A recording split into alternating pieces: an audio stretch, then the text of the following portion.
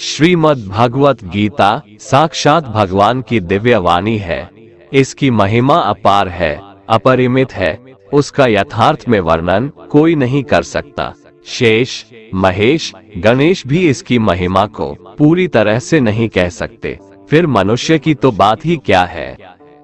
गीता एक परम रहस्यमय ग्रंथ है। इसमें संपूर्ण वेदों का सार संग्रह किया गया है। इसका आशय इतना गूढ़ और गंभीर है कि आजीवन निरंतर अभ्यास करते रहने पर भी उसका अंत नहीं आता।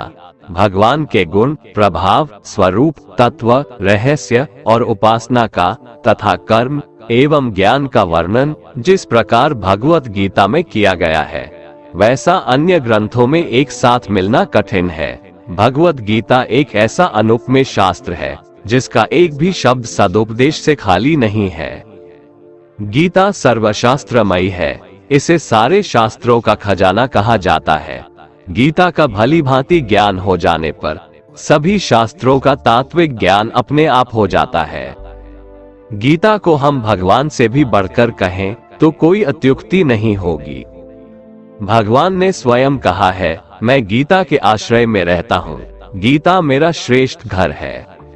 गीता के ज्ञान का सहारा लेकर ही मैं तीनों लोकों का पालन करता हूँ। इसके सिवा गीता में ही भगवान अपने मुक्त कंठ से यह घोषणा करते हैं कि जो कोई मनुष्य मेरी इस गीता रूप आज्ञा का पालन करेगा वह निसंदेह मुक्त हो जाएगा। यही नहीं, भगवान कहते हैं कि जो कोई इसका अध्ययन भी करेगा उसके द्वारा मैं ज्ञान यज्ञ से पूजित होऊंगा। भगवान कहते हैं, जो मनुष्य गीता का रहस्य भक्तों को धारण कराता है और उनमें इसका विस्तार एवं प्रचार करता है, वो मनुष्य मुझे अतिशय प्रिय है। गीता संपूर्ण जीवन दर्शन है और इसका अनुसरण करने वाला व्यक्ति सर्वश्रेष्ठ होता है। भगवत गीता ही है जो आधुनिक युग में समस्याओं से घिरे हुए मनुष्य को एक कर्मशील जीवन जीने के लिए प्रेरित करती है। गीता ऐसे प्रेरणादायक संदेशों का महासागर है जो जीवन से निराश मनुष्य को आशाओं से भर देती है। श्रीमद् भगवत गीता एकमात्र ऐसा ग्रंथ है जो मनुष्य को जीने का सही तरीका बताती है। गीता जीवन में धर्म, कर्म और प्रेम का पाठ पढ़ाती है। श्रीमद् भगवत गीता का ज्ञान मानव जीवन और जीवन के बाद का जीवन दोनों के लिए उपयोगी माना गया है। भगवत गीता में कुल 18 अध्याय है और 700 श्लोक है, जिसे सभी के लिए पढ़ पाना थोड़ा मुश्किल है। इसीलिए आज के इस बेहद ही खास वीडियो में हम संपूर्ण गीता सार के बारे में बात करने वाले हैं, जिन्हें जानकर आप श्रीमद् भगवत गीता का सही मतलब समझ पाएंगे। इसलिए इन विचारों को आप हर रोज जरूर सुने। तो चलिए अब देर नहीं करते हुए वीडियो शुरू करते हैं। भगवान श्री कृष्ण कहते हैं कि हे अर्जुन, तुम्हें किसका मोह है? इस रणस्थली में युद्ध प्रारंभ होने से ठीक पहले तुम्हारा इस तरह से शस्त्र त्याग देना बिल्कुल भी उचित नहीं है, क्योंकि न तो ये श्रेष्ठ पुरुषों द्वारा आचरित है, न स्वर्ग को देने वाला है और न कीर्ति बढ़ाने वाला है। इसीलिए हे अर्जुन, नपुंसकता को मत प्राप्त हो, हृदय की तुच्छ दुर्बलता को त्यागो, उठो और युद्ध करो। तुम उसका शोक करते हो जो शोक करने के योग्य भी नहीं है और पंडितों जैसी बातें करते हो। ज्ञानी व्यक्ति ना तो मरने वाले का शोक करते हैं और ना ही उनका शोक करते हैं जो अभी जिंदा है, क्योंकि वो जानते हैं जो मर गया वो फिर से जन्म लेगा और जो जिंदा है वो एक दिन जरूर मरेगा। हे अर्जुन, न तो ऐसा है कि मैं किसी काल में नहीं था या तू नहीं था अथवा ये राजा लोग नहीं थे, और ना ऐसा है कि इससे आगे हम सब नहीं रहेंगे। वर्तमान शरीर की उत्पत्ति से पहले भी हम सब थे और पीछे भी रहेंगे।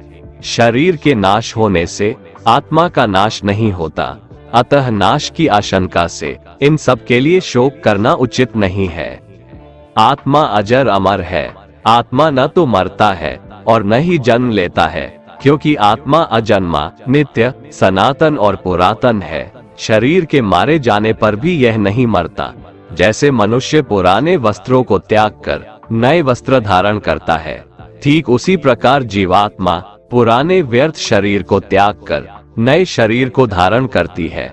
आत्मा को शस्त्र काट नहीं सकते और न अग्नि इसे जला सकती है, जल इसे गीला नहीं कर सकता और ना ही वायु इसे सुखा सकती है। परंतु फिर भी अगर तुम इस आत्मा को सदा जन्म लेने वाला और सदा मरने वाला समझता है, तो भी हे महाबाहो, तू इस प्रकार का शोक करने के योग्य नहीं है, क्योंकि इस मान्यता के अनुसार जन्मे हुए की मृत्यु निश्चित है और मरे हुए का जन्म लेना भी निश्चित है। हे अर्जुन, अपने धर्म से भागकर तुम भय मत कर, क्योंकि क्षत्रिय के लिए धर्मयुक्त युद्ध से बढ़कर दूसरा कोई कल्याणकारी कर्तव्य नहीं है। हे पार्थ, अपने आप प्राप्त हुए और खुले हुए स्वर्ग के द्वार रूपी इस प्रकार के युद्ध को भाग्यवान क्षत्रिय लोग ही पाते हैं। किंतु अगर तुम इस धर्मयुक्त युद्ध को नहीं करेगा, तो स्वधर्म और कीर्ति को खोकर पाप को प्राप्त होगा तथा युगों युगों तक तुम्हारे अपकीर्ति की चर्चा होगी। सम्मानित पुरुष के लिए अपकीर्ति मौत से भी बढ़कर है।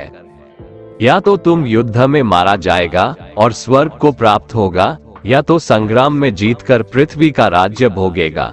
इस कारण हे अर्जुन, उठ और युद्ध कर। जय पराजय, लाभ हानि और सुख दुख को समान समझकर युद्ध के लिए तैयार हो जा। इस प्रकार युद्ध करने से तू पाप को नहीं प्राप्त होगा और यही तुम्हारा सबसे बड़ा धर्म और कर्म है। ये संसार मेरी ही माया है, ये संसार मुझसे ही उत्पन्न हुआ है। मैं ही इसका पालन पोषण करता हूँ और मैं ही इस सृष्टि का विनाश करता हूँ। मैं जल में रस हूँ, चंद्रमा और सूर्य में प्रकाश हूँ, संपूर्ण वेदों में ओंकार हूँ, आकाश में शब्द और पुरुषों में पुरुषत्व हूँ। मैं ही सूर्य रूप से तपता हूँ, वर्षा का आकर्षण करता हूँ और उसे बरसाता हूँ। हे अर्जुन, मैं ही अमृत और मृत्यु हूँ, सत असत भी मैं ही हूँ। मैं धरती की मधुर सुगंध हूँ, मैं अग्नि की ऊष्मा हूँ, सभी जीवित प्राणियों का जीवन और सन्यासियों का आत्म स्वयं भी मैं ही हूँ। मैं भूत, वर्तमान और भविष्य के सभी प्राणियों को जानता हूँ, लेकिन वास्तविकता में मुझे कोई नहीं जानता। हमेशा शक करने वाला व्यक्ति कभी शांति प्राप्त नहीं कर पाता है। वह ना तो इस लोक में धन, ऐश्वर्य या यश की प्राप्ति कर सकता है और ना ही परलोक में स्वर्ग की प्राप्ति कर सकता है, क्योंकि जब तक मनुष्य किसी भी विषय में संशय युक्त रहता है, तब तक वह उस विषय में सफलता नहीं पा सकता। इसलिए संदेह करने से बचें। हे अर्जुन, तुम्हारा क्या गया जो तुम रोते हो? तुम क्या लाए थे जो तुमने खो दिया? तुमने क्या पैदा किया था जो नष्ट हो गया? तुमने जो लिया यहीं से लिया, जो दिया यहीं पर दिया। जो आज तुम्हारा है कल किसी और का होगा, क्योंकि परिवर्तन ही संसार का नियम है और समय के साथ संसार में हर चीज परिवर्तन के नियम का पालन करती है। भगवान श्री कृष्ण कहते हैं, कर्मयोग ही वह योग है जिसके माध्यम से हम अपनी जीवात्मा से जुड़ पाते हैं। कर्मयोग हमारे आत्मज्ञान को जागृत करता है। इसके बाद हम न केवल अपने वर्तमान जीवन के उद्देश्यों को, बल्कि जीवन के बाद की अपनी गति का पूर्वाभास प्राप्त कर सकते हैं। इस योग में कर्म के द्वारा ईश्वर की प्राप्ति की जाती है। श्रीमद् भगवद गीता में कर्मयोग को सर्वश्रेष्ठ माना गया है। गृहस्थ और कर्मठ व्यक्ति के लिए ये योग अधिक उपयुक्त है। कर्म योग सिखाता है कि कर्म के लिए कर्म करो, आसक्ति रहित होकर कर्म करो। कर्मयोगी इसीलिए कर्म करता है कि कर्म करना उसे अच्छा लगता है और इसके परे उसका कोई हेतु नहीं है। कर्मयोगी कर्म का त्याग नहीं करता, वह केवल कर्मफल का त्याग करता है और कर्मजनित दुखों से मुक्त हो जाता है। उसकी स्थिति इस संसार में एक दाता के समान है और वह कुछ पाने की कभी चिंता नहीं करता। वह जानता है कि वह दे रहा है और बदले में कुछ मांगता नहीं, और इसीलिए वह दुख के चंगुल में नहीं पड़ता। कर्म फल का त्याग कर धर्मनिरपेक्ष कार्य का संपादन भी पूजा के समान हो जाता है। संसार का कोई कार्य ब्रह्म से अलग नहीं है, इसलिए कार्य की प्रकृति कोई भी हो, निष्काम कर्म सदा ईश्वर को ही समर्पित हो जाता है। पुनर्जन्म का कारण वासनाओं या अतृप्त कामनाओं का संचय है। कर्मयोगी कर्मफल के चक्कर में ही नहीं पड़ता, अतः वासनाओं का संचय भी नहीं होता। इस प्रकार कर्मयोगी पुनर्जन्म के बंधन से भी मुक्त हो जाता है।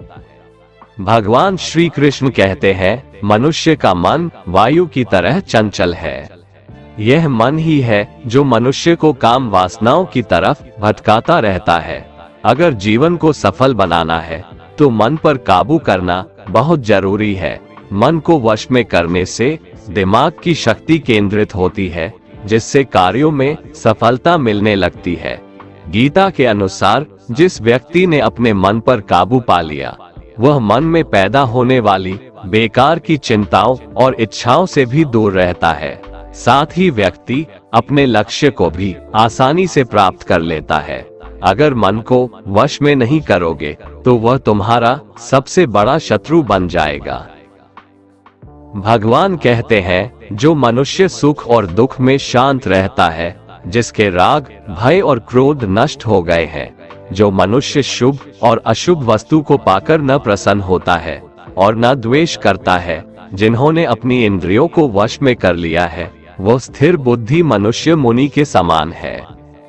ऐसा मनुष्य स्थिर चित्त और इंद्रियों को वश में करके ज्ञान द्वारा परमात्मा को प्राप्त करके हमेशा संतुष्ट रहता है। क्रोध मनुष्य को नरक की ओर ले जाने वाला द्वार है। क्रोध करने से व्यक्ति का मन अशांत हो जाता है और उसकी स्मरण शक्ति भ्रमित हो जाती है। स्मृति में विभ्रम होने से उसकी बुद्धि नष्ट हो जाती है और फिर व्यक्ति का पतन हो जाता है।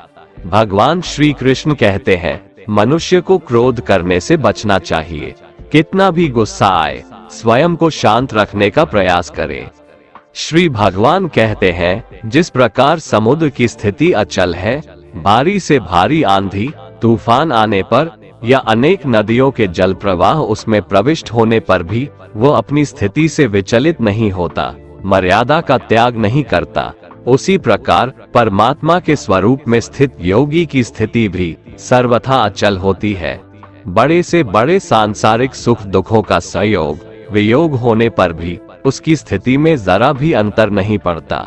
वह योगी परमात्मा में नित्य, निरंतर, अटल और एकरस स्थित रहता है। जो मनुष्य संपूर्ण कामनाओं को त्याग कर ममता रहित, अहंकार रहित और स्पृहा रहित होकर विचरण करता है, वही मनुष्य शांति को प्राप्त कर पाता है। जिस प्रकार प्रकाश की ज्योति अंधेरे में चमकती है, ठीक उसी प्रकार सत्य भी चमकता है। इसलिए व्यक्ति को सदैव सत्य के मार्ग पर चलना चाहिए। सत्य कभी दावा नहीं करता है कि मैं सत्य हूँ, लेकिन झूठ हमेशा दावा करता है कि सिर्फ मैं ही सत्य हूँ। इस संपूर्ण संसार में कोई भी व्यक्ति महान नहीं जन्मा होता है, बल्कि उसके कर्म उसे महान बनाते हैं। सही कर्म वह नहीं है जिसके परिणाम हमेशा सही हो, अपितु सही कर्म वह है जिसका उद्देश्य कभी गलत ना हो। श्रेष्ठ पुरुष जैसा आचरण करता है, अन्य पुरुष भी वैसा ही आचरण करते हैं। वो जो कुछ प्रमाण देता है, समस्त मनुष्य समुदाय उसी के पद चिन्हों पर अपने रास्ते चुनता है। इसलिए सज्जन व्यक्तियों को सदैव अच्छा व्यवहार करना चाहिए। जो मनुष्य ईश्वर में श्रद्धा नहीं रखते, वो अज्ञानी मनुष्य जीवन में कभी भी सुख, शांति और सफलता को प्राप्त नहीं कर पाते। ऐसे मनुष्य की बुद्धि विपरीत हो जाती है। वे लौकिक और पारलौकिक सब प्रकार के सुख साधनों को विपरीत ही समझने लगते हैं। इसी कारण वे विपरीत आचरणों में प्रवृत्त हो जाते हैं। इसके फलस्वरूप उनका इस लोक में और परलोक में पतन हो जाता है। वे अपनी वर्तमान स्थिति से भी भ्रष्ट हो जाते हैं और मरने के बाद उनको अपने कर्मों का फल भोगने के लिए सूकर, कुकर आदि नीच योनियों में जन्म लेना पड़ता है या घोर नरक में पड़कर भयानक यातनाएं भोगनी पड़ती है। भगवान श्री कृष्ण कहते हैं, जो मनुष्य अपने कर्तव्यों का पालन करते हुए विपरीत परिस्थितियों में भी अपने धर्म के मार्ग पर अडिग रहता है और उसके कारण अगर उसकी मृत्यु भी हो जाती है, तो वह मृत्यु भी उसके लिए परम कल्याणकारक बन जाता है और उस मनुष्य को स्वर्ग की प्राप्ति होती है। हे अर्जुन, मेरे और तुम्हारे बहुत से जन्म हो चुके हैं। उन सबको तू नहीं जानता, किंतु मैं जानता हूँ। मैं अजन्मा और अविनाशी हूँ। मैं समस्त प्राणियों का ईश्वर होते हुए भी अपनी प्रकृति को अधीन करके अपनी योग माया से प्रकट होता रहता हूँ। जब जब इस धरती पर धर्म की हानि और अधर्म की वृद्धि होती है, तब तब अधर्म का विनाश और धर्म की पुनर्स्थापना हेतु मैं अपने एक नए रूप को रचता हूँ और लोगों के सम्मुख प्रकट होता रहता हूँ। मनुष्य मेरी जिस भी रूप की पूजा करते हैं, मैं भी उनको उनकी भावना के अनुसार उसी रूप में दर्शन देता हूँ। मनुष्य जिस जिस भाव से मेरी उपासना करते हैं, मैं उनके उस भाव का ही अनुसरण करता हूँ। जो मेरा चिंतन करता है, उसका मैं चिंतन करता हूँ। जो मेरे लिए व्याकुल होता है, उसके लिए मैं भी व्याकुल हो जाता हूँ। जो मुझे अपना सर्वस्व अर्पण कर देता है, मैं भी उसे अपना सर्वस्व अर्पण कर देता हूँ। इस मनुष्य लोक में सांसारिक भोग के लिए लोग इंद्र आदि देवताओं की उपासना करते हैं, क्योंकि देवताओं का पूजन करने वालों को उनकी उपासना का फल तुरंत मिल जाता है। लेकिन मैं ऐसा नहीं करता हूँ। मेरे भक्त यदि सकाम भाव से भी मेरा भजन करते हैं, तो भी मैं उनकी उसी कामना को पूर्ण करता हूँ, जिसकी पूर्ति से उनका विषयों से वैराग्य होकर मुझ में प्रेम और विश्वास बढ़ता है।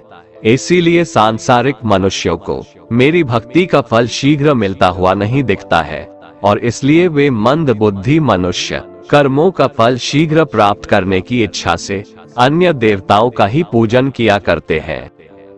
इंसान हमेशा अपने भाग्य को कोसता है, ये जानते हुए भी कि भाग्य से भी ऊंचा उसका कर्म है, जो उसके स्वयं के हाथों में है। जो हुआ वो अच्छा हुआ, जो हो रहा है वह भी अच्छा हो रहा है, जो होगा वह भी अच्छा ही होगा। जो बीत गया उसका तुम पछतावा ना करो और भविष्य की चिंता भी ना करो, अभी तो वर्तमान चल रहा है।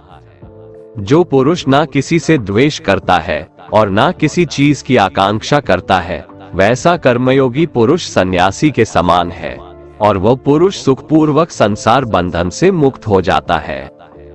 ना तो मैं किसी के भाग्य का निर्माण करता हूँ और ना ही किसी के कर्मफल का निर्माण करता हूँ। मनुष्य अपने द्वारा किए कर्मों का ही फल भोगता है और उसी से उसके भाग्य का निर्माण होता है। मनुष्य स्वयं ही अपना मित्र है और स्वयं ही अपना सबसे बड़ा शत्रु भी है। ज्ञानी मनुष्य कर्मयोग या भक्ति योग से एक ही जन्म में इस समुद्र रूपी संसार से निकलकर परमात्मा को प्राप्त कर लेता है, और अज्ञानी मनुष्य काम, क्रोध, लोभ, मोह में फंसकर 84 लाख योनियों में भटकता रहता है। भगवान श्री कृष्ण कहते हैं, भगवत प्राप्ति के लिए कर्म करने वाला कोई भी मनुष्य दुर्गति को प्राप्त नहीं होता है। इस लोक में या परलोक में वह जहाँ भी रहता है, वो परमात्मा के मार्ग में आगे ही बढ़ता रहता है। हे अर्जुन, जिनकी बुद्धि माया ने हर ली है, जो जानबूझकर पाप कर्मों में ही लिप्त हैं, जो मुझे जानने की चेष्टा भी नहीं करते, ऐसे मनुष्य को जीवन में और जीवन के बाद के जीवन में भी कष्टों से मुक्ति नहीं मिल पाता है। जो मनुष्य अंत काल में भी मुझको स्मरण करता हुआ शरीर त्यागता है, वह मेरे परम धाम को प्राप्त होता है, इसमें कोई संशय नहीं है। देवताओं को पूजने वाले देवताओं को प्राप्त होते हैं, पितरों को पूजने वाले पितरों को प्राप्त होते हैं, भूतों को पूजने वाले भूतों को प्राप्त होते हैं, और मेरा पूजन करने वाले भक्त मुझको ही प्राप्त होते हैं। इसलिए मेरे भक्तों का पुनर्जन्म नहीं होता। जो कोई भक्त मेरे लिए प्रेम से पत्र, पुष्प, फल, जल आदि अर्पण करता है, उस शुद्ध बुद्धि निष्काम प्रेमी भक्त का प्रेम पूर्वक अर्पण किया हुआ वह पत्र, पुष्प मैं सद्गुण से प्रकट होकर प्रेम पूर्वक खाता हूँ। भगवान श्री कृष्ण कहते हैं, हे अर्जुन, तू जो कर्म करता है, जो खाता है, जो हवन करता है, जो दान देता है और जो तप करता है, वह सब मुझे अर्पण कर, मैं तुम्हें मुक्ति प्रदान करूंगा। मेरे लिए ना तो कोई प्रिय है और ना ही अप्रिय, परंतु जो भक्त मुझको प्रेम से भजते हैं, वो मुझ में है और मैं उनमें हूँ। यदि कोई दुराचारी भी अनन्य भाव से मेरा भक्त बनकर मुझको भजता है, तो वह पुरुष भी साधु के समान है, क्योंकि उसने भली भांति निश्चय कर लिया है कि परमेश्वर के भजन के समान अन्य कुछ भी नहीं है। स्त्री, वैश्य, शूद्र, भूत, पिशाच, चांडाल कोई भी हो, वो मेरी शरण में आकर परम गति को प्राप्त होते हैं। हमारे तामसिक गुण हमारे अंदर हीन भावना पैदा करके हमें खुद को उदास और नुकसान पहुंचाते हैं, और हमारे राजसिक गुण हमें ईर्ष्यालु और लोभी बना देते हैं। भगवान श्री कृष्ण कहते हैं, हर मनुष्य को तामसिक और राजसिक गुणों को खत्म करके अपने सात्विक गुणों से परिचित होना पड़ेगा। सात्विक गुण वो है जो आत्मा को अपने आसपास की हर चीज से जोड़े रखता है और उन्हें प्यार करना सिखाता है। किसी का अच्छा ना कर सको तो बुरा भी मत करना, क्योंकि दुनिया कमजोर है लेकिन दुनिया बनाने वाला नहीं। जिंदगी में हम कितने सही हैं और कितने गलत हैं, ये केवल दो लोग जानते हैं, एक परमात्मा और दूसरी हमारी अंतरात्मा। अपने आप को भगवान के प्रति समर्पित कर दो, यही सबसे बड़ा सहारा है। जो कोई भी इस सहारे को पहचान गया है वह डर, चिंता और दुखों से आजाद रहता है। मनुष्य को सबसे पहले खुद का आकलन करना चाहिए, अर्थात खुद के बारे में जान लेना चाहिए। खुद की काबिलियत और क्षमता को जानना ही मनुष्य को आत्मज्ञान की प्राप्ति करा सकता है। जब तक मनुष्य खुद के बारे में जान नहीं लेगा, तब तक उस मनुष्य का उद्धार नहीं हो सकता। श्रीमद् भगवद गीता में भगवान श्री कृष्ण कहते हैं कि हर एक मनुष्य को अपने आप पर पूरा भरोसा करना चाहिए, क्योंकि जो लोग खुद पर विश्वास करते हैं वह अवश्य ही सफलता प्राप्त करते हैं। ऐसा भी बताया जाता है कि जो व्यक्ति जैसा विश्वास करता है आखिरकार वैसा ही बन जाता है। सुख और दुख सर्दी और गर्मी के समान है। आज अगर दुख है तो कल सुख भी अवश्य होगा। इसलिए इन दोनों ही परिस्थितियों में मनुष्य को संयम से काम लेना चाहिए। जो मनुष्य अपने सभी काम में मन लगाकर अपना कार्य करते हैं और वो छोटे से छोटे कार्यों में भी खुशी ढूंढ ही लेते हैं, वो लोग निश्चित ही अंत में सफलता प्राप्त करते हैं। वहीं दूसरी तरफ ऐसे मनुष्य भी होते हैं जो अपने काम को बस एक बोझ समझकर बस पूरा कर देना चाहते हैं और अपने किसी भी काम को सही ढंग से नहीं करते हैं। तो ऐसे मनुष्य हमेशा ही अपने जीवन में पीछे रह जाते हैं। जो लोग स्वार्थी प्रवृत्ति के हैं, जो सिर्फ अपना मतलब साधने में लगे रहते हैं, जिन्हें दूसरों की भलाई से कोई मतलब नहीं है, ऐसे लोगों का कभी भला नहीं होता। श्री कृष्ण ने गीता सार में उन लोगों के लिए इस उपदेश के माध्यम से बहुत बड़ी सीख दी है। भगवान कहते हैं, स्वार्थ शीशे में फैली धूल की तरह है, जिसकी वजह से व्यक्ति अपना प्रतिबिंब ही नहीं देख पाता। इंसान का स्वार्थ उसे अन्य लोगों से दूर ले जाकर नकारात्मक हालातों की तरफ धकेलता है, जिसके चलते व्यक्ति अकेला रह जाता है। अगर आप चाहते हैं कि आप भी अपना जीवन खुशीपूर्वक व्यतीत करें, तो इसके लिए यह जरूरी है कि आप अपने स्वार्थ को कभी अपने पास नहीं आने दें, क्योंकि स्वार्थी मनुष्य दोस्ती भी सिर्फ अपना स्वार्थ निकालने के लिए करते हैं। ईश्वर हमेशा मनुष्यों का साथ देता है। जो व्यक्ति इस प्रभावशाली सत्य को मान लेता है, तो उसका जीवन पूरी तरह बदल जाता है। सृष्टि निर्माता ईश्वर ही है जो संपूर्ण जगत को चला रहा है। वहीं इंसान तो बस ईश्वर की हाथ की एक कठपुतली है। इसलिए इंसान को कभी अपने भविष्य या फिर अतीत की चिंता नहीं करनी चाहिए, क्योंकि हर विकट परिस्थिति में ईश्वर इंसान का साथ देता है और उसे मुश्किल से बाहर निकालता है। इसलिए हम सभी को ईश्वर पर भरोसा रखना चाहिए। श्रीमद् भगवत गीता में श्री कृष्ण ने यह उपदेश दिया है कि अपने काम को पहले प्राथमिकता दें और पहले अपने काम को पूरा करने की कोशिश करें, तभी दूसरे का काम करें। क्योंकि जो लोग पहले अपने काम को नहीं करते और दूसरे का काम करते रहते हैं, वे लोग अक्सर परेशान रहते हैं। मनुष्य अपने हृदय से जो दान कर सकता है वो अपने हाथों से नहीं कर सकता, और मौन रहकर जो कुछ वो कह सकता है वो शब्दों से नहीं कह सकता। जो चीजें हमारे दायरे से बाहर हो उसमें समय गंवाना मूर्खता ही होगी। किसी भी व्यक्ति को ना तो समय से पहले और ना ही भाग्य से अधिक कुछ मिलता है, लेकिन उसे पाने के लिए सदैव प्रयत्नशील रहना चाहिए। जो मनुष्य मेरे पर मन लगाते हैं मेरी भक्ति करते हैं, मैं उनको वो सब कुछ प्रदान करता हूँ जो उनके पास नहीं है, और जो उनके पास है मैं उनकी रक्षा भी करता हूँ। इसलिए ये बहुत जरूरी है कि हम अपने बुरे वक्त में परमात्मा पर भरोसा रखें। भगवान श्री कृष्ण कहते हैं, कितना भी बुरा वक्त आ जाए कभी विचलित नहीं होना चाहिए, बल्कि डटकर उसका सामना करना चाहिए, क्योंकि इस संसार का नियम है, जो आया है उसे दुख का सामना करना पड़ेगा। रोने से और चिंता करने से कोई फायदा नहीं होने वाला है, बल्कि इससे दुख और बढ़ेगा।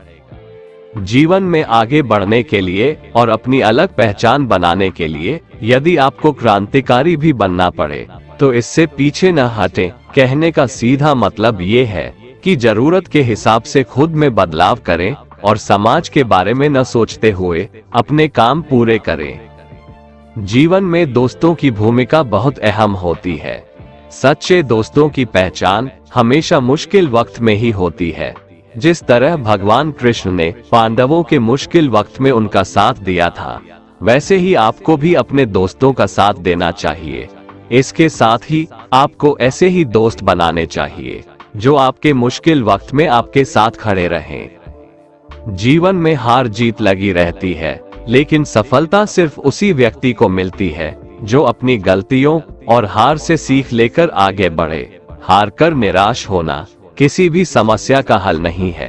किसी भी परिस्थितियों से लड़ने के लिए उसके लिए एक बेहतर रणनीति बनाना बहुत जरूरी है।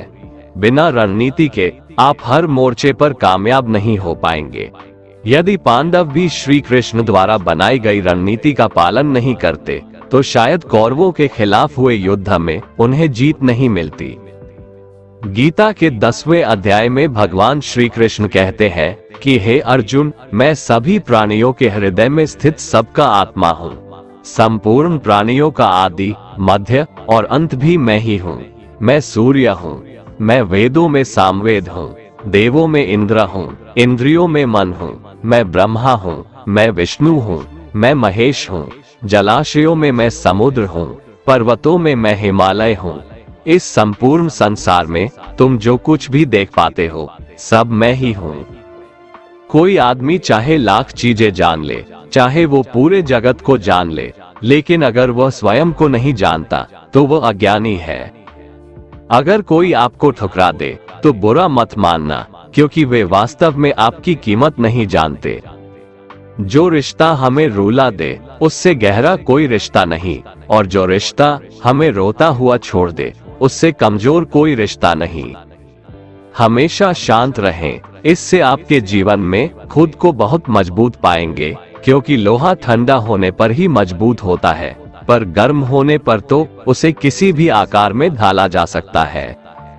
किसी विपत्ति के समय आपको ये 7 गुण बचाएंगे: आपका ज्ञान, आपकी विनम्रता, आपकी बुद्धि, आपके भीतर का साहस, आपके अच्छे कर्म, सच बोलने की आदत और ईश्वर में विश्वास।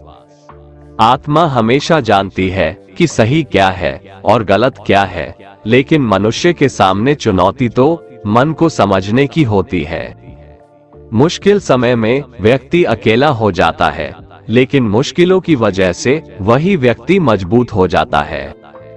जो आपको सम्मान दे उसी को सम्मान दीजिए। हैसियत देखकर सर झुकाना कायरता का लक्षण है। हे अर्जुन, जो न कभी हर्षित होता है, न किसी से द्वेष करता है, न शोक करता है, न कामना करता है, जो शुभ और अशुभ संपूर्ण कर्मों का त्यागी है, वह ज्ञानी मनुष्य मुझको अति प्रिय है। मुझे पाने के 3 तरीके हैं: ध्यान योग, ज्ञान योग और कर्म योग, और इन सब में कर्मयोग सबसे प्रधान है। किसी पर विश्वास करना हो तो उनकी बातों पर नहीं, उनकी हरकतों पर ध्यान दो। गुस्से के वक्त थोड़ा रुक जाने से और गलती के वक्त थोड़ा झुक जाने से जिंदगी और भी आसान हो जाती है। भगवान श्री कृष्ण कहते हैं, जो मनुष्य मुझे जान लेता है वह जन्म मरण के बंधनों से मुक्त हो जाता है। जो मनुष्य भगवद गीता को पढ़कर उस पर अमल करता है, उसके सारे दुष्कर्मों का प्रभाव समाप्त हो जाता है। जो भाग्य में है वो भाग कर आएगा, और जो भाग्य में नहीं है वो आकर भी भाग जाएगा। जैसे हवा के झोंके नाव को भटका देते हैं, वैसे ही मनुष्य की इच्छाएं बुद्धि को भटका देती है।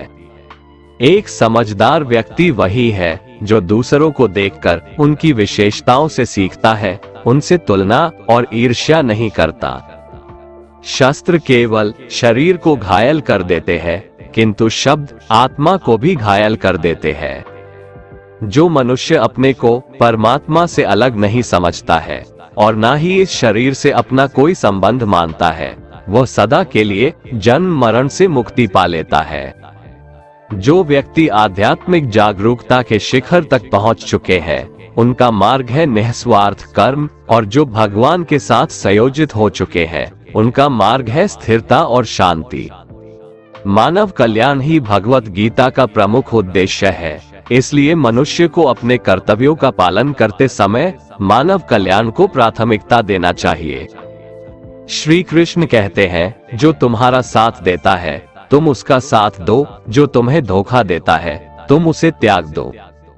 जिस जगह आपका सम्मान नहीं हो वहां पर कभी जाना नहीं चाहिए, वरना लोग आपको कमजोर और बेवकूफ समझेंगे। जहां बारिश ना हो वहां फसल खराब हो जाती है, और जहां संस्कार ना हो वहां नस्ल भी खराब हो जाती है। जो लोग ये कहते हैं मेरे पास वक्त नहीं है, असल में उनके खास रिश्तों की गिनती में आपका नाम ही नहीं है। हे अर्जुन, वह जो वास्तविकता में मेरे उत्कृष्ट जन्म और गतिविधियों को समझता है, वह शरीर त्यागने के बाद पुनः जन्म नहीं लेता और मेरे परम धाम को प्राप्त होता है। वह व्यक्ति जो सभी इच्छाएं त्याग देता है और मैं और मेरा की लालसा और भावनाओं से मुक्त हो जाता है, उसे अपार शांति की प्राप्ति होती है। जिस मनुष्य के अंदर ज्ञान की कमी और ईश्वर में श्रद्धा नहीं होती, वो मनुष्य जीवन में कभी भी आनंद और सफलता को प्राप्त नहीं कर पाता। ईश्वर ने हमें जो कुछ भी दिया है वही हमारे लिए पर्याप्त है, और यही एक अटल सत्य भी है। संयम, सदाचार, स्नेह एवं सेवा, ये गुण सत्संग के बिना नहीं आते। ईश्वर से किए गए प्रार्थना से इंसान की परिस्थिति या तकदीर बदले या ना बदले, पर उस प्रार्थना से इंसान के चरित्र में जरूर बदलाव आता है। बात इतनी मधुर रखो कि कभी वापस भी लेनी पड़े तो आपको कड़वी न लगे। खुद में थोड़ा स्वाभिमान होना जरूरी है, वरना लोग आपको वहां भी दबाने की कोशिश करेंगे जहां आपका अधिकार है। कोई एक महापुरुष ही आत्मा को आश्चर्य की भांति देखता है, वैसा ही दूसरा कोई महापुरुष ही इसके तत्व का आश्चर्य की भांति वर्णन करता है, तथा दूसरा कोई अधिकारी पुरुष ही इसे आश्चर्य की भांति सुनता है, और कोई कोई तो सुनकर भी इसको नहीं जानता। श्री भगवान कहते हैं, दुख सुख को समान समझने वाले जिस धीर पुरुष को ये इंद्रिय और विषयों के संयोग व्याकुल नहीं करते, वह मोक्ष के योग्य होता है। जब तक तुम अपने आप से नहीं हार जाओ, तब तक दुनिया की कोई ताकत तुम्हें हरा नहीं सकती है। कमजोर तुम नहीं, तुम्हारा वक्त है, और वक्त सबका बदलता है। तुम बस अपना कर्म करते जाओ। जिसने कभी संकट नहीं देखा, उसे अपनी ताकत का कभी एहसास नहीं होगा। जो दूसरों की तकलीफों को समझते हैं, जिनमें दया है, जो दिल से अच्छे हैं, उन्हें दोबारा जन्म नहीं लेना पड़ता है। किसी को कुछ देकर घमंड मत कर, क्या पता तू दे रहा है या पिछले जन्म का कर्ज चुका रहा है। घमंडी मनुष्य का वंश, वैभव और प्रतिष्ठा तीनों ही चले जाते हैं। विश्वास न हो तो रावण, कौरव और कंस को देख लो। चुप रहने से बड़ा कोई जवाब नहीं, और माफ कर देने से बड़ी कोई सजा नहीं। जिस मनुष्य के पास सब्र की ताकत है, उस मनुष्य की ताकत का कोई मुकाबला नहीं कर सकता। हमारी व्यर्थ की चिंता और मन का भय एक ऐसा रोग होता है जिससे हमारी आत्मीय शक्ति बिखर जाती है।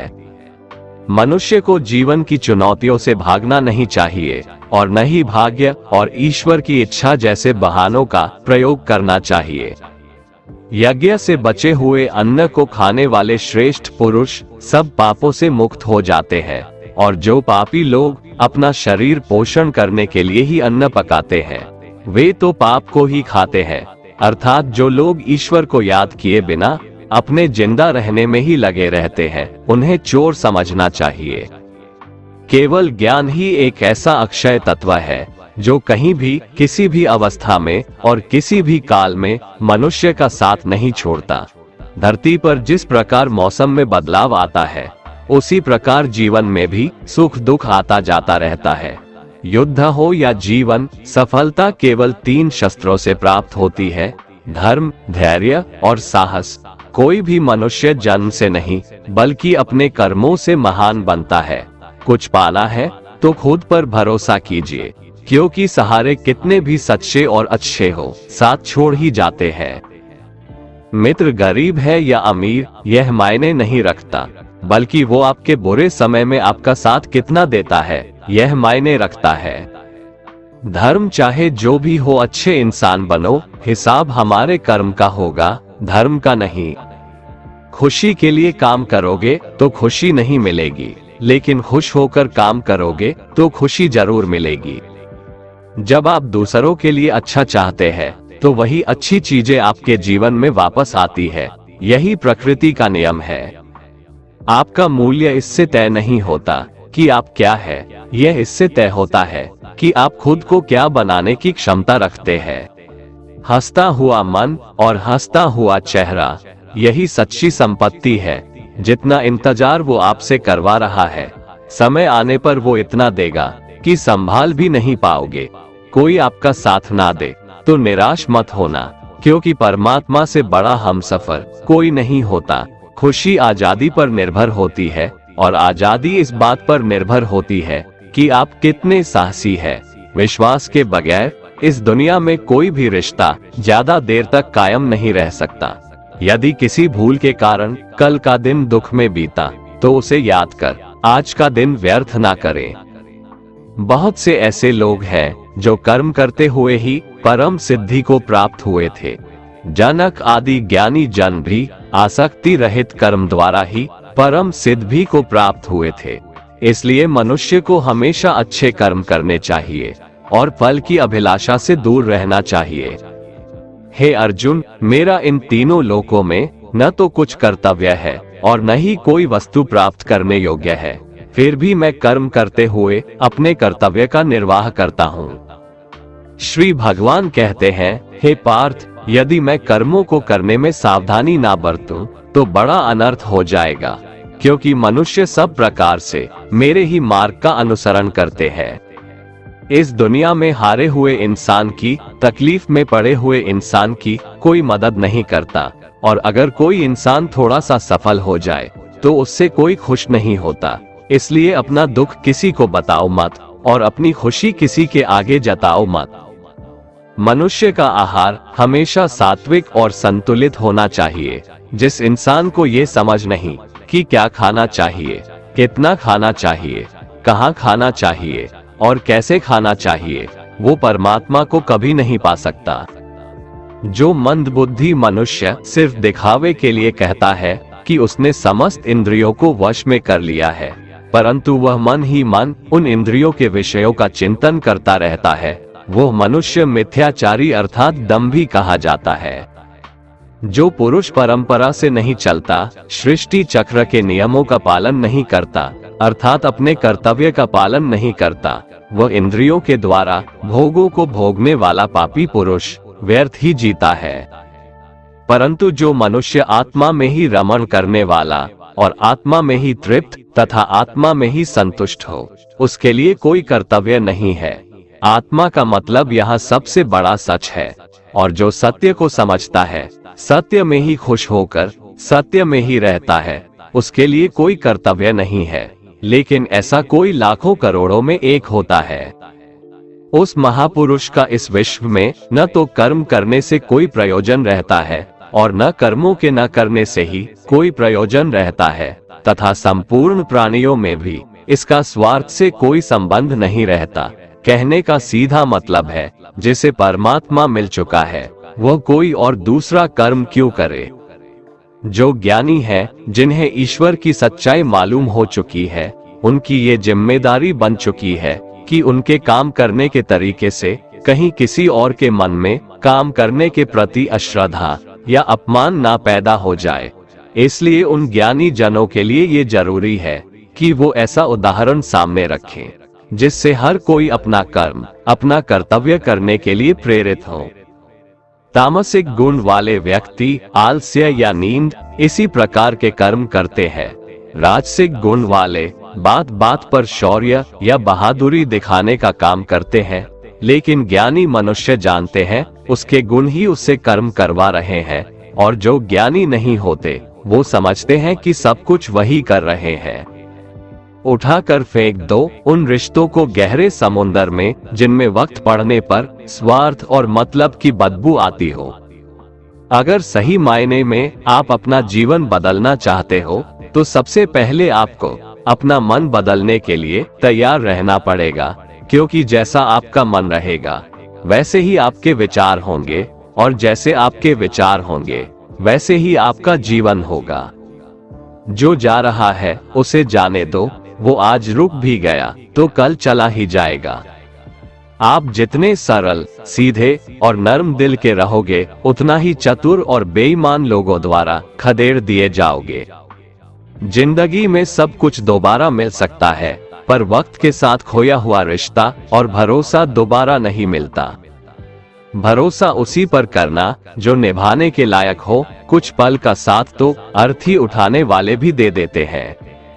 सच्चे लोगों पर भी उतना विश्वास रखिए जितना दवाइयों पर रखते हैं। बेशक थोड़े कड़वे होंगे पर आपके लिए फायदेमंद होंगे। उन लोगों से तो दूरियां ही ठीक है जिन्होंने आपकी नजदीकियों की कभी कदर नहीं की। बड़ा वही होता है जो छोटों के दर्द को समझ सके। कौन क्या कर रहा है, कैसे कर रहा है, क्यों कर रहा है, इन सब से आप जितना दूर रहेंगे उतना ही खुश रहेंगे। हर रिश्ते की अलग अलग सीमाएं होती है, लेकिन बात जब आत्मसम्मान की हो तो वहां पर हर रिश्ता समाप्त कर देना ही उचित होता है। सुबह की नींद इंसान की इरादों को कमजोर बनाती है। मंजिल को हासिल करने वाले लोग कभी देर तक नहीं सोते। मदद एक ऐसी घटना है, करो तो लोग भूल जाते हैं और ना करो तो लोग याद रखते हैं। इंसान दो लोगों से हमेशा हार जाता है, एक अपने परिवार से और दूसरा अपनी पसंद के इंसान से। मूर्ख इंसान अपना तो नुकसान करता ही है, लेकिन जो उसकी मदद करता है उसका भी नुकसान करता है। जीवन में इतने व्यस्त हो जाओ कि पछतावा, दुख, नफरत, डर के लिए समय ही ना बचे। कोई भरोसा तोड़े तो उसका भी धन्यवाद करें। वो हमें सिखाते हैं कि भरोसा सोच समझकर करना चाहिए। जीवन में सुख शांति चाहते हैं तो अपनी समस्याओं और आलोचनाओं को खुद पर हावी ना होने दें। जन्म से मिले रिश्ते तो प्रकृति की देन है, लेकिन खुद के बनाए रिश्ते आपकी पूंजी है, इन्हें संभाल कर रखिए। किसी व्यक्ति के गुण दोषों का निर्धारण करने से पूर्व अपनी दृष्टि को निष्पक्ष और पारदर्शी बनाना आवश्यक होता है। किसी को अपनी कमजोरी मत बताओ, क्योंकि अक्सर लोग दूसरों की कमजोरी का फायदा उठा लेते हैं। जिंदगी में दो लोगों को कभी मत भूलना, एक वो जिसने तकलीफ दी हो और दूसरा वो जिसने तकलीफ में साथ दिया हो। भगवान श्री कृष्ण कहते हैं, तू मन छोटा मत किया कर, जहां तेरे अपने मुंह फेर लेंगे वहां मैं तुम्हारा साथ दूंगा। तू किसी के आगे इतना भी मत झुक कि वो तुम्हें गिरा हुआ समझने लग जाए।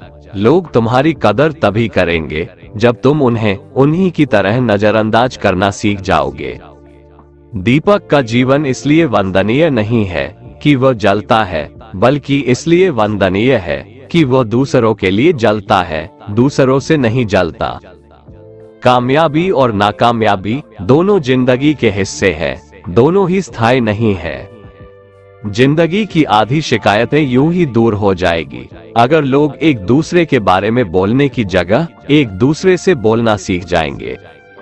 विश्वास किसी पर इतना करो कि वो तुम्हारे साथ छल करते समय खुद को दोषी समझे, और प्रेम किसी से इतना करो कि उसके मन में सदैव तुम्हें खोने का डर बना रहे। चार वेदों का अर्थ नहीं भी जानो तो कोई बात नहीं, लेकिन समझदारी, जवाबदारी, वफादारी और ईमानदारी, इन चार शब्दों का मर्म जान लो तो भी जीवन सार्थक हो जाएगा। समबुद्धि युक्त पुरुष पुण्य और पाप दोनों को इसी लोक में त्याग देता है, अर्थात उनसे मुक्त हो जाता है। जिस काल में तेरी बुद्धि मोह रूप दलदल को भली भांति पार कर जाएगी, उस समय तू सुने हुए और सुनने में आने वाले इस लोक और परलोक संबंधी सभी भोगों से वैराग्य को प्राप्त हो जाएगा। हे अर्जुन, जिस काल में मनुष्य मन में स्थित संपूर्ण कामनाओं को भली भांति त्याग देता है और आत्मा से आत्मा में ही संतुष्ट रहता है, उस काल में वह स्थित प्रज्ञ कहा जाता है। दुखों की प्राप्ति होने पर जिसके मन में उद्वेग नहीं होता, सुखों की प्राप्ति में जो सर्वथा स्पृहा रहित है तथा जिसके राग, भय और क्रोध नष्ट हो गए हैं, ऐसा मुनि स्थिर बुद्धि कहा जाता है। जिस प्रकार कछुआ सब ओर से अपने अंगों को जैसे समेट लेता है, वैसे ही जब पुरुष इंद्रियों के विषयों से इंद्रियों को सब प्रकार से हटा लेता है, तब उसकी बुद्धि स्थिर है, ऐसा समझना चाहिए। किससे कब और कितना बोलना है, अगर तुमने ये समझ लिया तो तुम अपनी जिंदगी के सार्थक बन चुके हो। कान्हा कहते हैं, जीवन में कभी मौका मिले तो किसी के लिए सारथी बनना, स्वार्थी नहीं। धर्म से भरा हृदय धर्म का परामर्श देता है और अधर्म से भरा हृदय अधर्म का परामर्श देता है। इंसान इसलिए दुखी नहीं है कि वह ईश्वर को नहीं मानता, इंसान इसलिए दुखी है क्योंकि वह ईश्वर की नहीं मानता। समय आने पर सबको मिलता है, समय से पहले की चाह ही दुख का कारण बनती है। किसी से सच्चा प्रेम होना शुद्धता और दिव्यता का प्रतीक है। जो कुछ भी हुआ है उसमें तेरा कोई योगदान नहीं है, इसलिए तुम्हारी सारी परेशानियां व्यर्थ है। हर चीज की शुरुआत मुझसे होती है और खत्म भी मुझ पर आकर ही होती है। इंद्रियों से मिलने वाला सुख सच्चा नहीं होता है। इंद्रियों का सुख पहले तुमको अमृत की मिठास देगा, लेकिन बाद में तुम्हारा विनाश कर देगा। कान्हा कहते हैं, हे मानव, तुम अपने जीवन को सार्थक बना सकते हो, लेकिन इसके लिए तुम्हें मेरी शरण में आना पड़ेगा। अगर तुम्हें मेरी बातें अटपटी लगती है तो तुम्हें अपने नजरिए को बदलने की जरूरत है। अभी तुम चीजों को उस तरह से नहीं देखते हो जिस तरह मैं देखता हूँ। अगर एक बार तुमने मुझ पर विश्वास कर लिया तो तुम्हें जीवन में कभी निराश होना नहीं पड़ेगा। एक बार जो मुझ पर विश्वास कर लेता है उसका साथ मैं कभी नहीं छोड़ता हूँ। जो व्यक्ति मेरे भक्तों के साथ धोखा करता है उसके लिए मैं सबसे बड़ा शत्रु हूँ। अगर किसी ने मेरे भक्त को एक बार भी धोखा दिया तो जन्मों जन्मों तक मैं उसका उद्धार नहीं करता हूँ। मैं हर दिल को एक मंदिर की तरह देखता हूँ। जो दिल जितना सुंदर होता है वहाँ मैं उतना ही अधिक ठहरता हूँ। श्री भगवान कहते हैं, इस दुनिया में तुम प्रेम सभी से करो, लेकिन पूर्ण रूप से विश्वास किसी पर मत करो। अगर तुमको भरोसा करना है तो केवल परमात्मा पर करो। जब तुम शुरुआत करोगे तो स्वाभाविक रूप से तुमको असफलता मिल सकती है। कई बार तुमको गिरना भी पड़ सकता है, लेकिन इसका मतलब यह नहीं होना चाहिए कि तुम उस काम को करना छोड़ दो। एक समय आएगा जब तुम परिपूर्ण हो जाओगे और तुम्हारे सभी काम सफल हो जाएंगे। इस काम में मैं हमेशा तुम्हारे साथ खड़ा रहूंगा। मैं तुम्हारे हर छोटे बड़े कर्म में साथ दूंगा। तुम्हारा जो दिल करे उसको करो, लेकिन नम्रता और सरलता के साथ, अहंकार के साथ नहीं। इस धरती पर आने के बाद आपका मुख्य उद्देश्य यहाँ से मुक्त होना है। केवल वही मनुष्य मुक्त हो सकता है जो अपने कर्मों में दृढ़ संकल्प के साथ स्थिर है और सुख दुख को समान रूप से सहन करता है। जो मनुष्य अपनी आत्मा की बात सुन सकता है वह मुझसे बात कर सकता है और देख भी सकता है। जो आदमी मुझे हर चीज में देखता है और मेरे होने के एहसास को अनुभव करता है वह मेरा सच्चा भक्त है। ऐसे भक्तों से मुझे प्रेम है। ऐसा कोई नहीं है जिसका सदियों से अस्तित्व है और ना ही ऐसा कोई है जिसका सदियों बाद अस्तित्व रहेगा। यहाँ कुछ स्थायी नहीं है। मैं सभी के घरों में निवास करता हूँ। मेरी ऊर्जा सभी जगह समान रूप से वितरित है। जो मुझे पहचान लेता है उसको मैं भक्ति रस प्रदान करता रहता हूँ। दुनिया का सबसे बड़ा पापी अगर समर्पण के साथ मेरी सच्ची उपासना करे तो मैं उसको भी शुद्ध कर देता हूँ। जो तुमने सुना है उस पर विश्वास मत करो।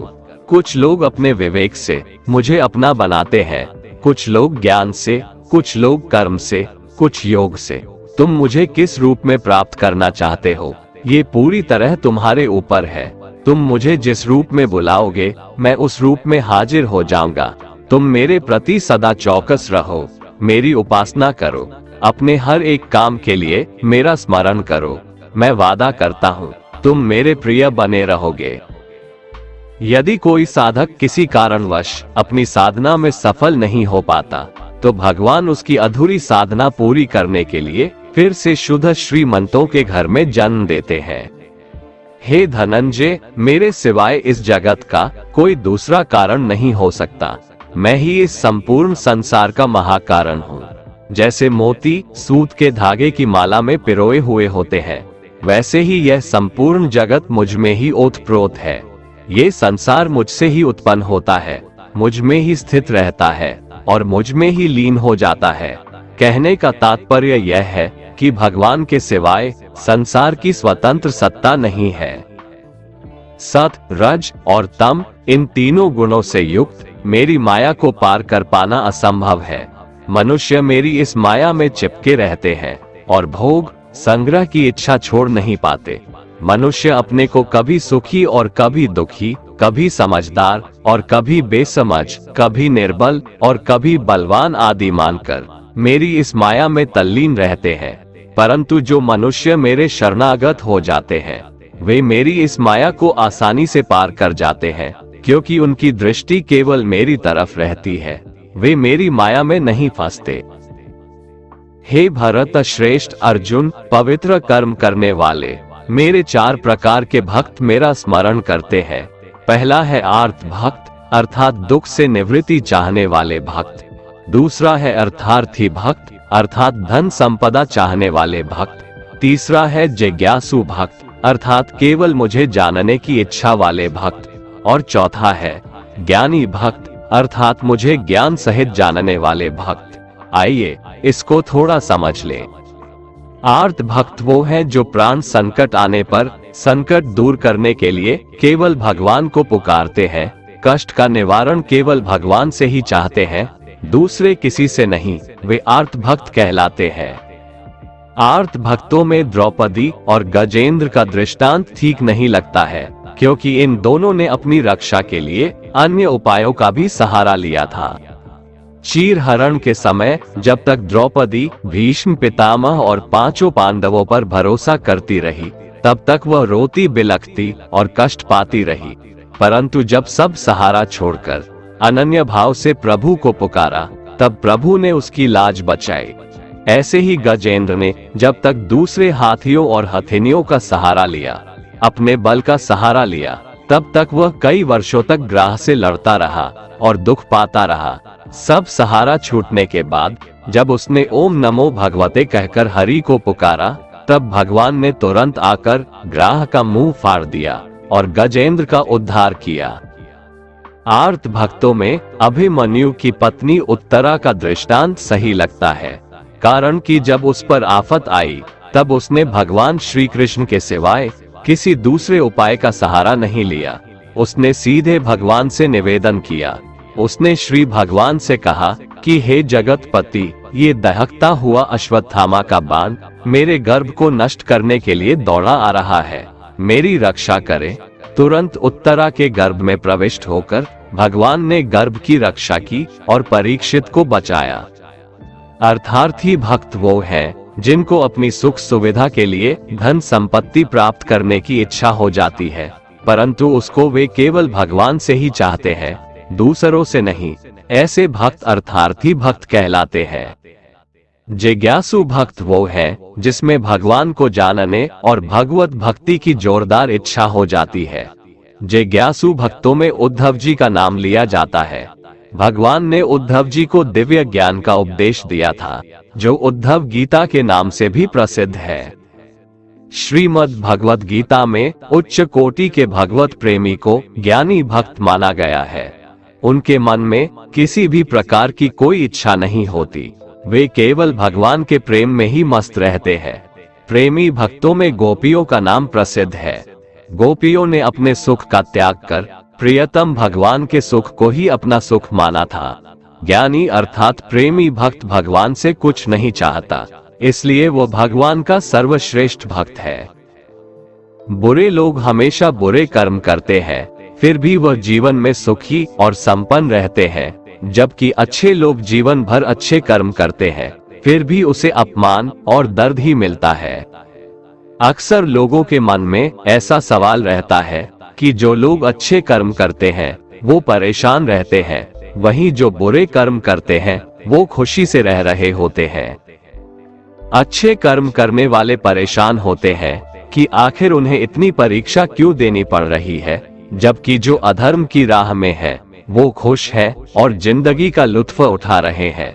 अक्सर लोग सोचते हैं कि अब अच्छाई का जमाना ही नहीं रहा। अगर आपके मन में भी ये सवाल आया है तो आज आप इसका जवाब सुन लीजिए। ये जवाब वो है जो भगवत गीता में लिखा है और श्री कृष्ण ने अर्जुन को दिया था। भगवत गीता में वर्णित कथा के अनुसार जब भी अर्जुन के मन में कोई दुविधा होती थी तो वो श्री कृष्ण के पास पहुंच जाते थे। एक बार की बात है, अर्जुन ने भगवान श्री कृष्ण के समीप आकर कहा कि वो दुविधा में है और इसका जवाब वो श्री कृष्ण से चाहते हैं। श्री कृष्ण ने पूछा कि क्या सवाल है। अर्जुन ने कहा, मुझे ये जानना है कि अच्छे लोगों के साथ हमेशा बुरा ही क्यों होता है, वहीं बुरे लोग खुशहाल दिखते हैं। अर्जुन के मुंह से ऐसी बातें सुनकर श्री कृष्ण मुस्कुराए और कहा, मनुष्य जैसा सोचता है और महसूस करता है वैसा कुछ नहीं होता है, बल्कि अज्ञानता की वजह से वो सच्चाई नहीं समझ पाता है। अर्जुन उनकी ये बात समझ नहीं पाए। इसके बाद श्री कृष्ण ने क्या कहा वो जानते हैं। कान्हा ने अर्जुन से कहा कि हे पार्थ, मैं तुम्हें एक कथा सुनाता हूँ, उसे सुनकर तुम समझ जाओगे कि हर प्राणी को उसके कर्म के हिसाब से ही फल मिलता है। प्रकृति हर किसी को अपनी राह चुनने का मौका देती है। अब वो मनुष्य की इच्छा पर निर्भर करता है कि उसे धर्म की राह चुननी है या अधर्म की। कथा शुरू करते हुए श्री कृष्ण ने कहा, एक नगर में दो पुरुष रहा करते थे। एक पुरुष व्यापारी था जिसके जीवन में धर्म की बहुत महत्ता थी। वो पूजा पाठ में यकीन रखता था। वो हर रोज मंदिर जाता था और दान धर्म भी करता था और हर रोज भगवान की पूजा करता था। वहीं दूसरा पुरुष बिल्कुल विपरीत था। वो हर रोज मंदिर तो जाता था लेकिन पूजा करने नहीं, बल्कि मंदिर के बाहर से जूते चप्पल चुराने। उसे दान और धर्म से कोई लेना देना नहीं था। समय बीतता गया और एक दिन बहुत जोर की बारिश हो रही थी। इस वजह से मंदिर में पुजारी के अलावा कोई नहीं था। ये बात जब दूसरे पुरुष को पता चली तो उसने कहा कि ये सही मौका है मंदिर का धन चुराने का। पंडित से नजर बचाकर उसने मंदिर का सारा धन चुरा लिया। उसी समय धर्म कर्म में विश्वास रखने वाला व्यक्ति भी मंदिर पहुंचा। दुर्भाग्य से मंदिर के पुजारी ने उसे ही चोर समझ लिया और चिल्लाने लगे। वहां लोग एकत्र हो गए और उसे बहुत मारा। किसी तरह वो बचते बचाते वहां से निकला तो दुर्भाग्य ने उसका साथ वहां भी नहीं छोड़ा। मंदिर के बाहर वो एक गाड़ी से टकरा गया और घायल हो गया। फिर वो व्यापारी लंगड़ाते हुए घर जाने लगा तो रास्ते में उसकी मुलाकात उस पुरुष से हुई जिसने मंदिर से धन चुराया था। उसने कहा, आज तो मेरी किस्मत चमक गई, एक साथ इतना सारा धन मिल गया। ये सब देखकर उसे बहुत बुरा लगा और उसने अपने घर से भगवान की सारी तस्वीरें निकाल दी। कुछ सालों बाद दोनों की पुरुषों की मृत्यु हो गई। मरने के बाद जब दोनों यमराज की सभा में पहुंचे और भले पुरुष ने दूसरे व्यक्ति को देखा तो उसे बहुत गुस्सा आया। उसने क्रोधित होकर यमराज से पूछ ही लिया, मैं तो हमेशा अच्छे कर्म करता था, दान में विश्वास रखता था। उसके बदले जीवन भर मुझे अपमान और दर्द ही मिला, और इस व्यक्ति को नोटों से भरी पोटली। आखिर ऐसा भेदभाव क्यों? इस पर यमराज ने कहा, पुत्र तुम गलत समझ रहे हो। जिस दिन तुम्हारी गाड़ी से टक्कर हुई थी वो दिन तुम्हारे जीवन का आखिरी दिन था, परंतु तुम्हारे अच्छे कर्मों की वजह से तुम्हारी मौत सिर्फ एक छोटी से चोट में बदल गई। तुम इस दुष्ट व्यक्ति के बारे में जानना चाहते हो? दरअसल इसके भाग्य में राजयोग था, मगर इसके कुकर्मों और अधर्म की वजह से वो सिर्फ एक छोटी सी धन की पोटली में बदल गया। कथा सुनाने के बाद श्री कृष्ण अर्जुन से कहते हैं, पार्थ क्या अब तुम्हें तुम्हारे सवाल का जवाब मिल गया? ऐसा सोचना कि भगवान तुम्हारे कर्मों को नजरअंदाज कर रहे हैं, ये बिल्कुल भी सत्य नहीं है। भगवान हमें कब, क्या, किस रूप में दे रहा है, मनुष्य को समझ में नहीं आता है। मगर आप अच्छे कर्म करते रहें तो भगवान की कृपा हमेशा बनी रहती है। इसलिए अपने अच्छे कर्मों को बदलना नहीं चाहिए, क्योंकि उसका फल हमें इसी जीवन में मिलता है। इसलिए मनुष्य का फर्ज है कि वो हमेशा अच्छे कर्म करते रहें, क्योंकि श्री कृष्ण ने गीता में भी बताया है कि किसी के द्वारा किया गया कर्म बेकार नहीं जाता है, चाहे वो अच्छा हो या बुरा। कान्हा कहते हैं, मैं ना तो तुम्हारी महंगी भेंट से प्रसन्न होता हूँ और ना ही दिखावटी दान दीक्षा से। अगर मेरे मन को जीतना है तो मुझे प्रेम से पुकारो, मैं हाजिर हो जाऊंगा। अवास्तविक चीजों को लेकर मन में कभी डर पैदा मत होने दो। वो वास्तविक नहीं है, वह ना तो कभी था और ना कभी होगा। इसके विपरीत जो वास्तविक है वह हमेशा से था और उसे ना तो बदला जा सकता है, ना कभी नष्ट किया जा सकता है। जो मनुष्य किसी अच्छे काम में लगा हुआ होता है, आने वाले समय में उसका अंत कभी बुरा नहीं होता है। मनुष्य को निडर, शुद्ध और आध्यात्मिक बनना चाहिए। जीवन का आनंद लो, उदार दिल से बातें करो, किसी पर क्रोध मत करो, किसी का अहित मत सोचो, सभी के साथ सद्भाव के साथ पेश आओ। कर्म का नियम कहता है कि प्रत्येक घटना का एक कारण और प्रभाव होता है। समान रूप से किए गए कार्य के परिणाम अलग अलग हो सकते हैं। ये केवल इस बात पर निर्भर करता है कि वो कर्म करता किस प्रकार है। जिस प्रकार आग एक लकड़ी को जलाकर राख कर देती है, उसी प्रकार आत्मा ज्ञान आपके अंदर चलने वाले सभी द्वैत कार्यों को भस्म कर आपको आंतरिक शांति प्रदान करता है। भगवान पर विश्वास उस बच्चे की तरह करो जिसे हवा में उछालो तो वह हंसता है, वह डरता नहीं है, क्योंकि वह जानता है कि आप उसे गिरने नहीं दोगे। दुनिया में हमारे सामने चाहे जो परिस्थिति आ जाए, एक काम करना, अपने जीवन को ऊपर वाले को सौंप देना। इस मनुष्य लोक में कर्मों के फल को चाहने वाले लोग देवताओं का पूजन किया करते हैं, क्योंकि उनको कर्मों से उत्पन्न होने वाली सिद्धि शीघ्र मिल जाती है। ब्राह्मण, क्षत्रिय, वैश्य और शूद्र, इन 4 वर्णों का समूह गुण और कर्मों के अनुसार मेरे द्वारा रचा गया है। इस प्रकार उस सृष्टि रचनादि कर्म का कर्ता होने पर भी मुझ अविनाशी परमेश्वर को तू वास्तव में अकर्ता ही जान। कर्मों के फल में मेरी स्पृहा नहीं है, इसलिए मुझे कर्म लिप्त नहीं करते। यहाँ श्री भगवान के कहने का भाव है कि कर्म करो, लेकिन फल की इच्छा से नहीं, बस अपना कर्म करते जाओ और आगे बढ़ते जाओ। पूर्व काल में पूर्वजों ने भी इस प्रकार मेरे बताए अनुसार ही कर्म किए हैं और मोक्ष को प्राप्त हुए हैं। इसलिए अगर तू भी मोक्ष को पाना चाहता है तो पूर्वजों द्वारा सदा से किए जाने वाले कर्मों को ही कर।